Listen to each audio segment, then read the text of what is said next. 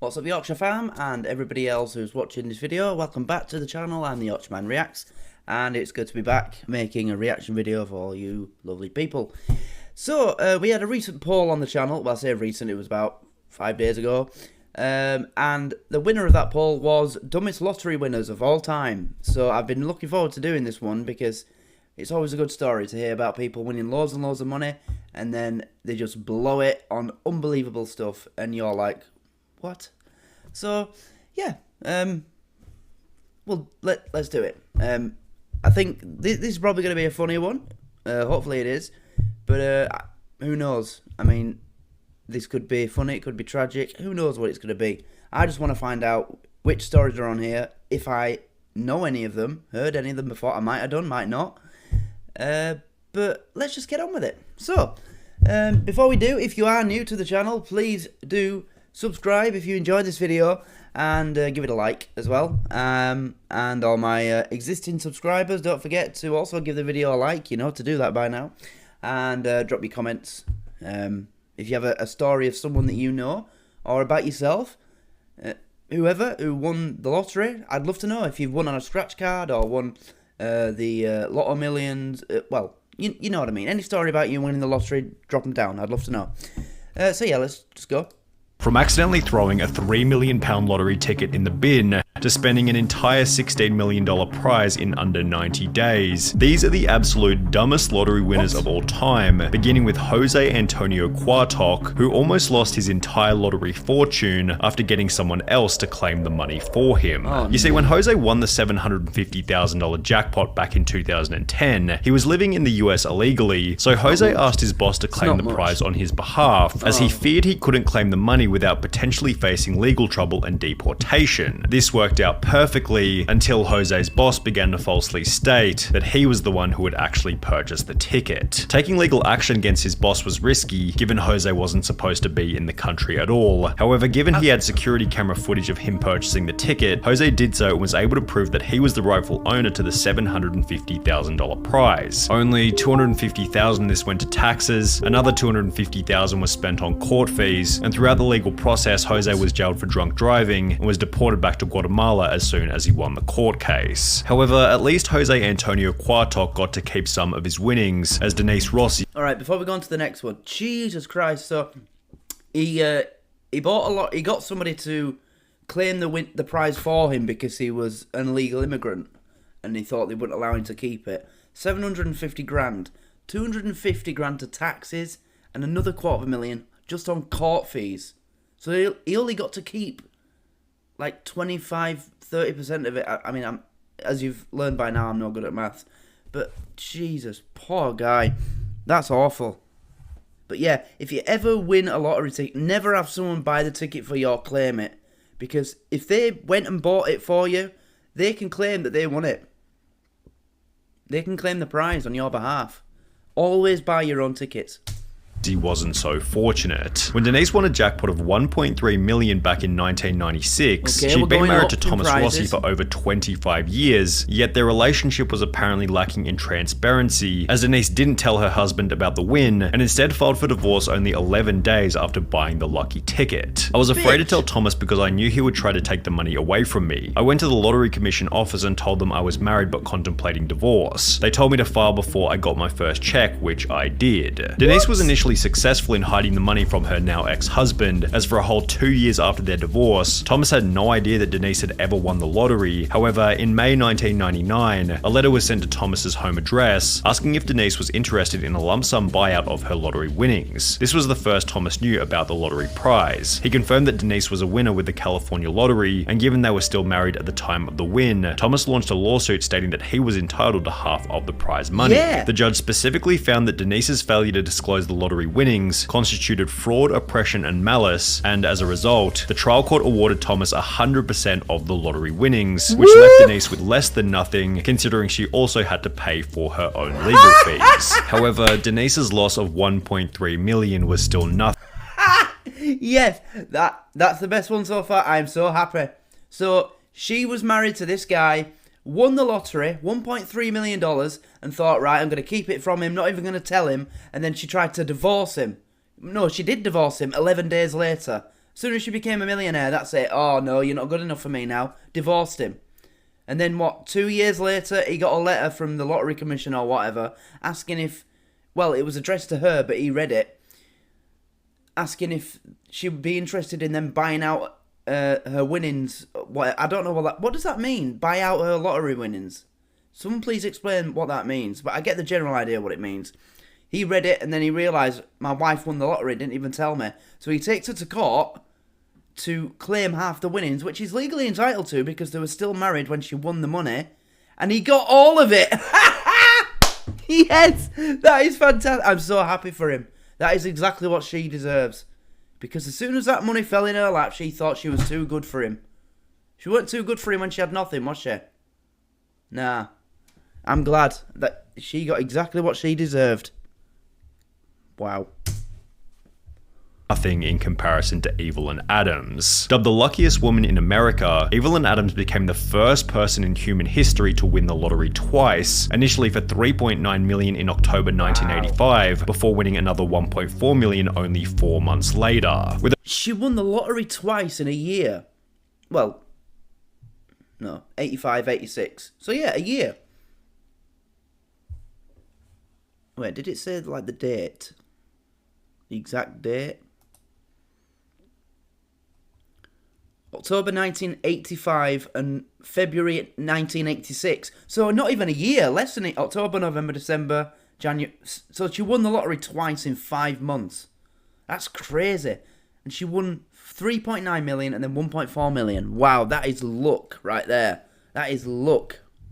Winning another $1.4 million only 4 months later. With the probability of this win being approximately 1 in 17.3 trillion, Evelyn seemed to realize that she had no lottery luck left by stating that she was going to quit playing and instead began to buy various businesses, including the convenience store where the lucky tickets had been purchased. While you could argue that this was a smart move, Evelyn still hadn't fixed her gambling problem, and instead of buying more lottery tickets, she instead took the rest of her winnings to the Atlantic City casinos, where she lost her entire remaining fortune to the slot machines. No. Without any money left, her businesses failed one after the other, and by 2012, Evelyn was living in a trailer park, while stating to the media, winning the lottery isn't always what it's cracked up to be. Wow. Kelly Rogers likely had a similar outlook, as after winning over £1.8 million at the age... Okay, wait a minute, I do know her. Yeah, she's Scottish. Oh, she's British anyway. She won the lottery at 16. 1.8 million. And I know that yeah, she spent it. She blew it basically. Obviously, she's on here anyway, so yeah, she did. But I've heard of her. I've definitely heard of her. Yeah, but I don't know how she did it. So let's find out. Of only 16, her life was also ruined. Initially, Kelly stated, I will not 16. Go wild and spend loads. I'm going to take some advice and see an accountant. Hopefully, I will make us all comfortable. I want to help my family, but I won't change. I just want a normal home, nothing posh. I just want a normal car as well. What a load of guff.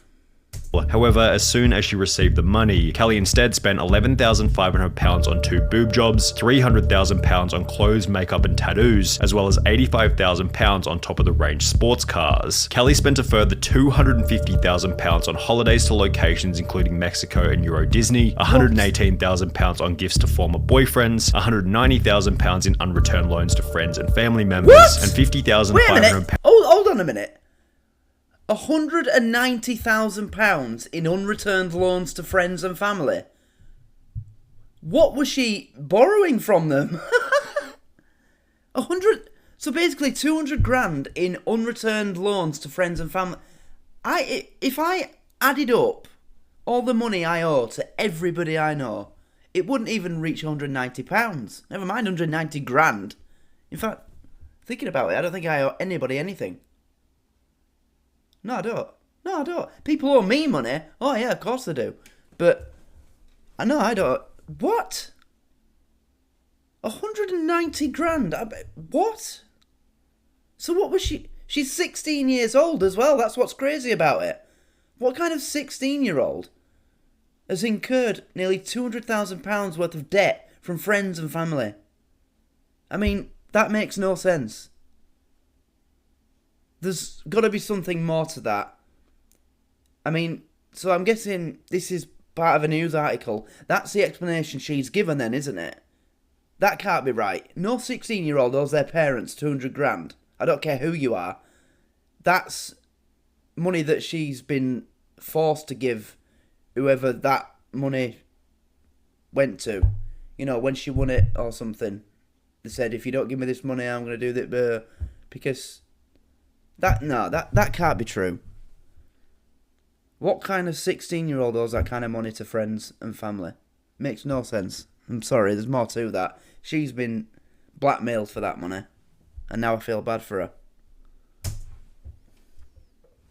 Pounds on solicitors' fees, all of which being purchased while she was still in high school. Kelly did make a few smart purchases, such as an £180,000 bungalow and a £96,000 home for her mum. However, by the end of the year, Kelly was back to square one, being on welfare with only £2,000 left in her account. She's since stated it was too much money for someone so young. Yeah. Even if you say your life won't change, it does, and often not for the better. Yeah, I just wish I was a bit older at the time of winning it, because I think at 16 you're still just a child, and overnight you've just got to grow up and become an adult. Which is probably why she's now an advocate for raising the UK's legal gambling age from 16 to 18. Kelly Rogers certainly spent her money poorly. However, at least she had the chance to spend it.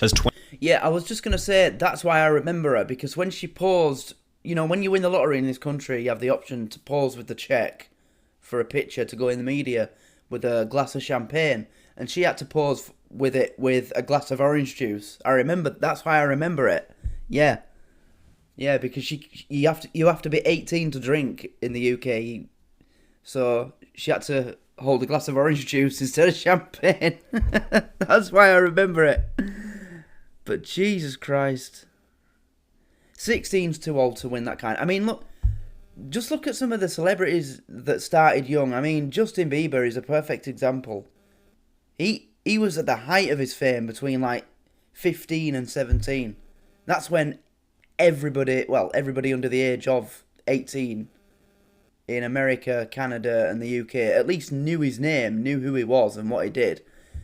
I mean, he even wrote a song about it recently with Benny Blanco. In fact, I think I did a reaction to it. Yeah, did I? Justin Bieber and Benny Blanco, Lonely. I can't remember. Sorry.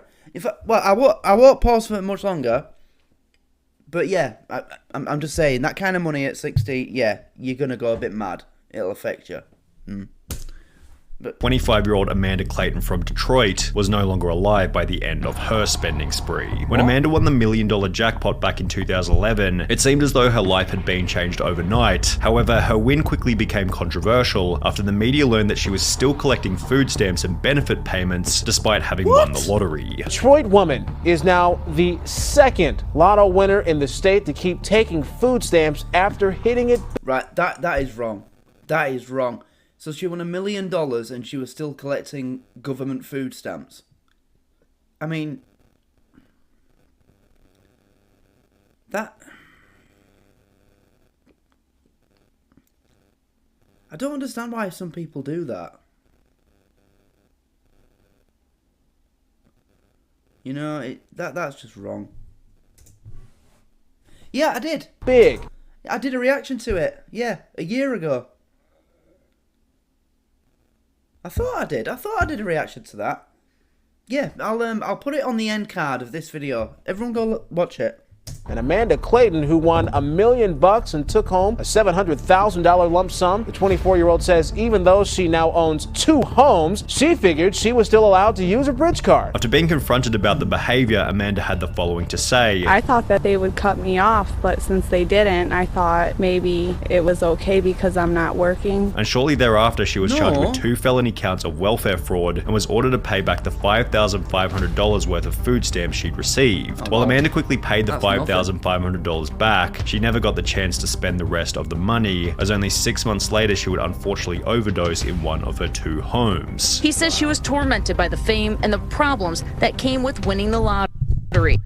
I mean, that's what's the point of having money if you're not going to have happiness? He says she didn't want the money anymore and bought things for her family and set up college funds for her children. He says she only had $67,000 of her winnings left. The end to Amanda Clayton's story was somewhat unexpected. However, a 2-second glance at Ryan McGee is more than enough to predict that this lottery win would eventually end in disaster. After winning six...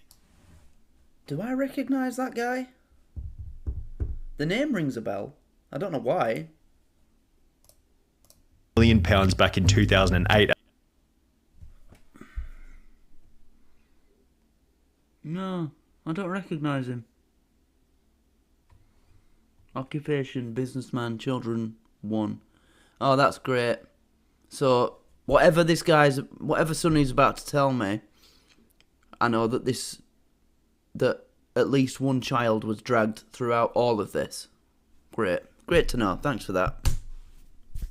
At the age of 27, Ryan was placed on the Sunday... And he was 27 when he won. So his kid is definitely still a child. Unless he also is that British kid that had a child at 13.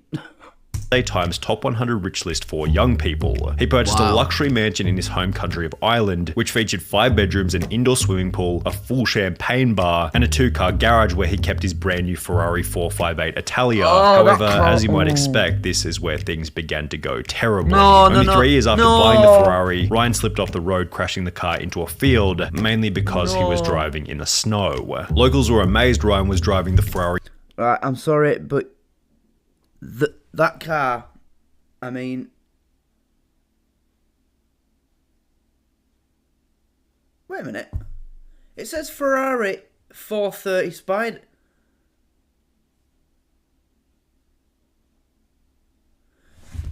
He said 458 Italia. The picture's a 458, but it says 430 Spider there. Make your mind up which car it is. If it is a 458 though, that has absolutely just broken me, because that car, you know, I put that up there with like running water and oxygen. I just love that thing. I mean, everything about that car, I'll never forget the first time I saw it. How old would I have been when it came out? 12. And it was on when it was on Top Gear. And you know, it was Jeremy that tested it, and he was just hooning it around the airfield, and that sound of that engine, oh, I was in love ever since I first saw it. I love that car. It's the best car they ever made. Apart from the GTO, 250 GTO, that's the most valuable car in the world, obviously, that thing's... But that, oh. Anyway. Who drives a Ferrari in the snow? Unless it's an FF. Or a GTC Lusso. I mean, come on, Ryan. In that weather, especially when he had a more suitable Range Rover he could use. The Ferrari was not understood to be running on winter tyres, which, while costing around £4,400, hugely boost grip and handling in icy conditions. Ryan's property development business then dissolved, which was accompanied by a divorce from his wife and the sale of his luxury home. Then, 2 years later, Ryan McGee was pulled over driving an uninsured Ford Focus without a license. However, the most interesting part is that he had to claim legal aid, which is a service for those who are unable to afford a lawyer. Now, Ryan McGee was a complete idiot with his money. However, he still looks like Albert Einstein when compared to Martin Tott. When Martin and his wife Kay won £3 million back in 2001, they didn't go in to claim the prize because, well, they had no idea that they were winners. They'd purchased a ticket in passing, completely forgotten about it, and would only come to realize that they were the winners after hearing about the unclaimed prize over 6 months later. The main problem was that at some point, the ticket had been misplaced or thrown out completely. Despite frantically searching, the pair couldn't find their ticket, but were sure they had won because the jackpot numbers matched the ones they used every week. Computer records in their local Londis proved Kay really had purchased the ticket, and the thrilled pair rushed to tell lottery organizer Camelot to claim their prize. But they fell victim to a little-known rule, stating lost tickets must be reported within 30 days. After 45 days of deliberation, Camelot told the devastated couple that they would not be collecting the jackpot, and the 30-day rule, that even I've been burned by that. I found a scratch card in my coat pocket a couple of years ago. I think I won a fiver on it or a tenner on it. I mean, it's nothing, is it, really?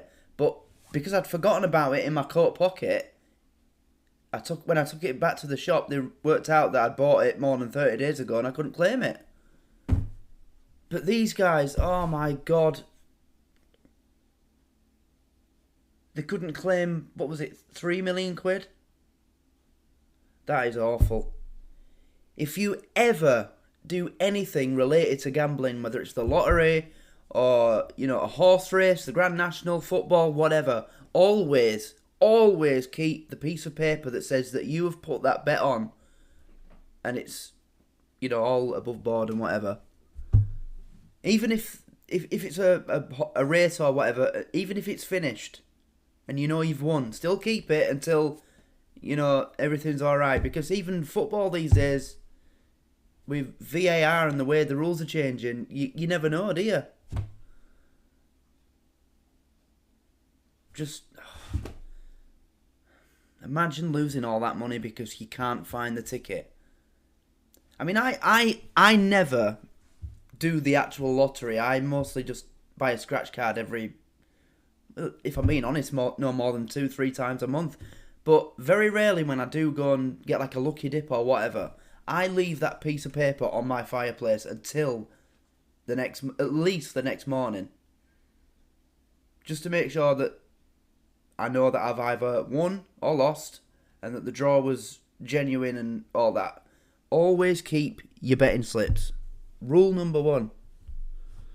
As a result, the couple's marriage eventually came to an end. We'd only known each other for 2 years, and the lottery ordeal quickly highlighted our differences. All we did was bicker. Sadly, both of us agreed we should split, and Kay moved out. Martin seems to have convinced himself that losing the ticket ended up being a good thing, having stated, "For a long time I lost sight of who I was and what I believed in. But I can honestly say I'm glad I didn't get the 3 million now. There is no guarantee it would have brought me happiness, and if there's anyone else who would have agreed with this statement, it definitely would have been the most miserable lottery winner of all time, William Post. When William won a $16.2 million jackpot back in 1988, he had just $2.46 in his bank account and was able to purchase the lucky ticket by selling a ring for $40 to a local pawn shop. This, in conjunction with the time he'd spent in jail for cashing invalid checks, highlighted William Post's awful money management skills and acted as foreshadowing for how poorly his lottery win was eventually going to be spent. Only 84 days after receiving the $16.2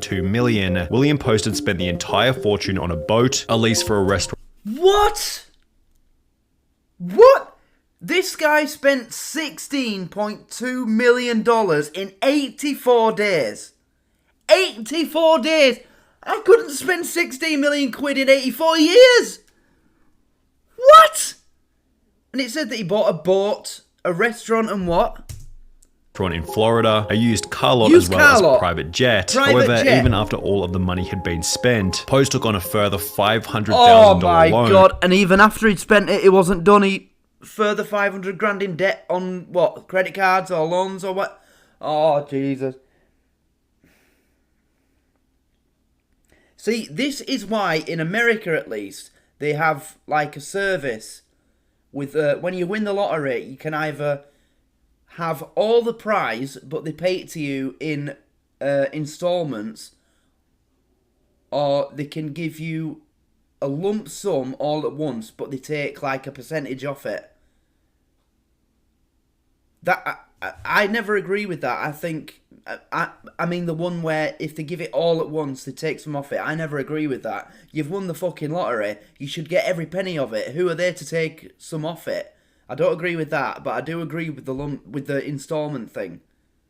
Especially if it's like this. 16.2 million in 1988. That was a lot of money back then. Even in America.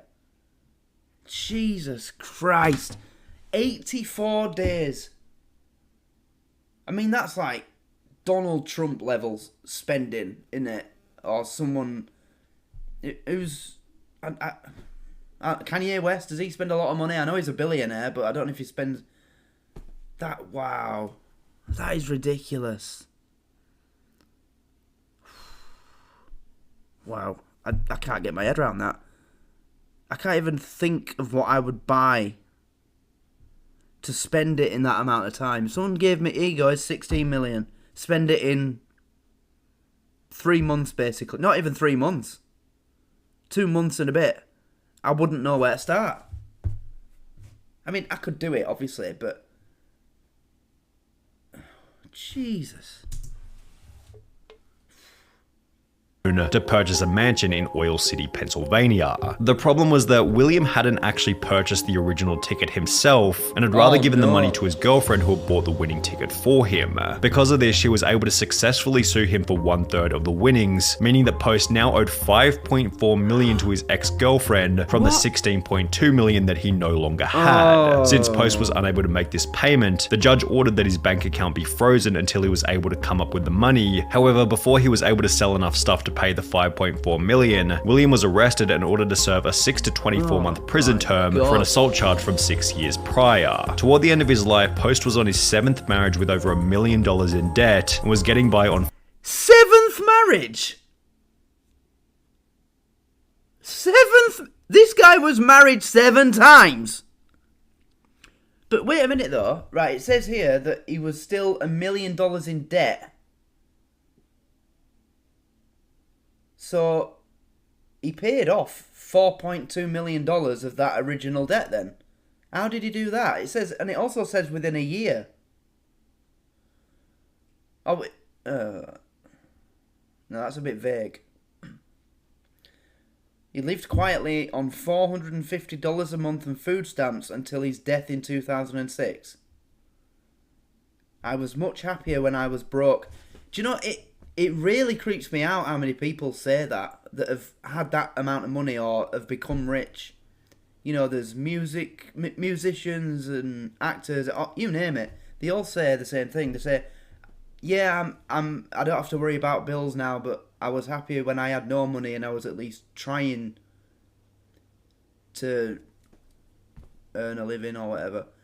They do say that once you get the rewards for all your hard work, you do get very bored and depressed because you've nothing else to aim for. You know, once you're a millionaire, that's it. You've done everything you need to do. You're set for life. I don't know. I think if... Like this YouTube channel, for example, I don't know. I mean, I can't see myself becoming, like, as successful as some other people. Like, you know, what's his name? Mr. Video and No Life Shack. But I would like to hope that one day I'll at least be able to make a living from this. But if I did become as successful as No Life Shack or someone like that, I'd never be bored. I would love it. I can't see myself being one of those people that if I ever became rich, I'd be sat there saying, no, I was happy when I was broke. Nah, never. That'd never be me.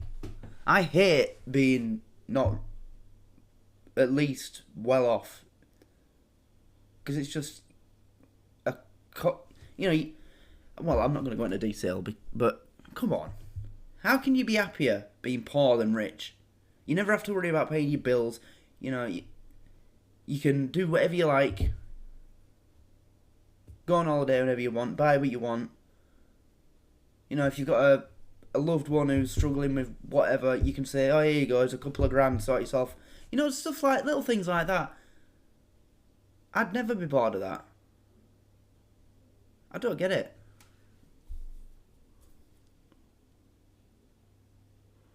No. But that's crazy. 16 million in... Wow. Food stamps and a job paying $450 per month. However, William Post still doesn't have the craziest lottery win story of all time. That title goes to Andrew Jackson Whitaker, whose life would change forever after winning $315 million back in 2002. Unlike almost everyone else in this video, Whitaker was actually quite successful prior to... Wait a minute. Oh, shit. Right. So this video that I'm reacting to is called The Dumbest Lottery Winners of All Time, and every person we've seen so far, they're on this list, who are on this list, they've all got one thing in common. They have absolutely splurged the money that they won on the lottery. This guy's won $315 million in 2002, and he's on this list. So is it about to tell me that he just blew all that money? $315 million. I mean, you could run a small country on that. Or at least a small town. Literally. I mean, I live in a small town, and you know, every time that the council spends money on something, whether it's roadworks or whatever, over the course of the last year, I bet if I added it up, it wouldn't go that far ahead of 200 million quid. So this guy could literally run my town on that prize, and it's about to tell me that he blew it all, isn't it? That is what I'm about to hear. Jesus H. fucking Christ. Go on then. Blow me away. Winning the lottery, having built up a net worth of over 17 million with the assistance of his construction company. And while this would imply that he was in a position to manage a large lottery win, this isn't what would happen. Whittaker instantly donated 10% of the winnings to churches, Christian groups, and spent a further 14 million establishing the Jack Whittaker Foundation, which provided free food and clothing for low-income families in West Virginia. Obviously, you're doing God's work with all this money. Yes, I am. I'm helping a lot of people, and I plan to help a lot more. He then drove back to the convenience store where he had purchased the ticket before giving the clerk a $44,000 check, a $123,000 house, and a brand new Jeep Cherokee, which was followed by Whittaker buying himself a Lamborghini, in which he'd drive around his neighborhood throwing money out of the window. After flaunting this wealth, his Lamborghini was broken into, where thieves stole $545,000 in cash. However, this apparently wasn't much of a wake-up call, as his car was then broken into for the second time, resulting in the loss of a further $200,000 cash. Jack Whittaker's granddaughter passed away, his daughter then passed away, which was followed by a divorce with his wife. And now you've lost your granddaughter, you're about to be divorced from your wife. Where does this ever end? Leading him to state that he had lost everything. I pretty much lost everything I held dear in my life. You got lots of money. Money has never meant anything to me. You have to have money to exist in this world, but money doesn't rule the world. Money is not what makes people happy. And that he wished he had never purchased the lottery ticket in the first place. My wife had said she'd wished that she'd torn the ticket up. Well, I wish that we had torn the ticket up too. I just don't like what I've become.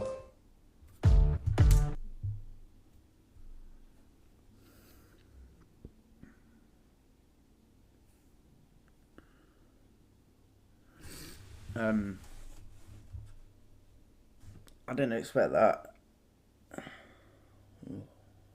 Wow, that actually got to me. You know, when I saw the amount, I thought it was going to be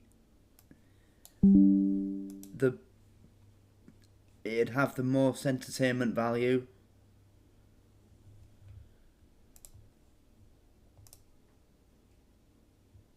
You know, I saw 314 million. I thought I was going to hear about, when I saw, you know, he has a cowboy hat and all that, I thought, oh, here we go. Look at this dude. We're going to find out that he bought a small island and a hotel in Dubai or some stupid shit like that. But the first thing he did with that money was give, how much was it to the church? Hold on, bear with me, sorry. Manage a large lottery win, this isn't what would happen. Whittaker instantly donated 10% of the winnings to churches, Christian groups. 10% of the winnings. What's 10% of $314.9 million? See, I don't know maths, but he gave 10% of that money to the church. And then what did he give? And spent a further $14 million establishing the Jack Whittaker. $14 million. He spent $14 million establishing the Jack Whittaker Foundation. A charity that gives food and clothing to low-income families in, I suppose, the city where he lived. So this guy won that money, and the first thing he did was take care of everybody else. And then he drove to the store where he bought the ticket and did what? Foundation, which provided free food and clothing for low-income families.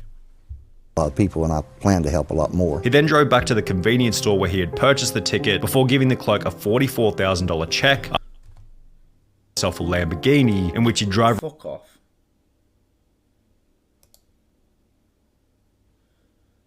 Yeah, he then went to the convenience store where he bought the ticket, and he gave the store clerk a check for $44,000, bought him a $123,000 house, and gave him a brand new Jeep Cherokee. I mean, this guy is incredible. He won the lottery. That is the biggest amount of money I've ever seen on the lottery. I mean, we have something called the Euro Millions, and I think the most that's ever been is about £110 million. Maybe even less. He won 314 million. and he spent like a good third of it on anybody else but him. Everybody else except him. So he did all these incredible things. I mean, just this alone, this is incredible. You know, because that guy sold him the ticket that brought him this money. He went back and said, here's 40 grand, 44 grand, 123 grand house and a brand new car. That is, wow. And then his granddaughter died. Then his daughter died. And then his marriage broke down. I mean, oh. This just proves that it doesn't matter how much of a good person you are.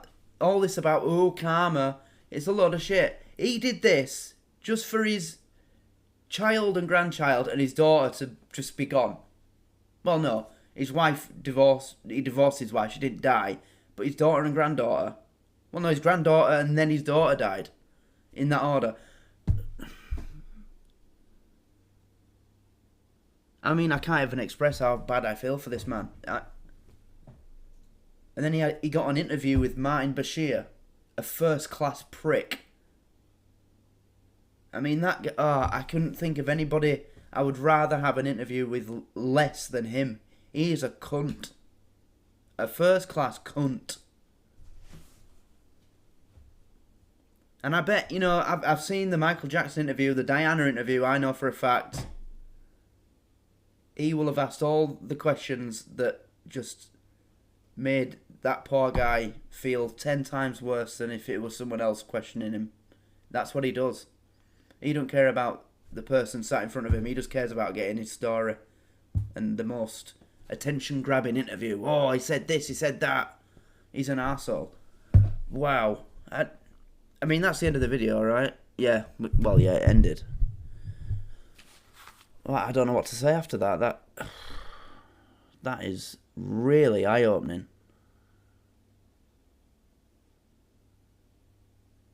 I can't believe that.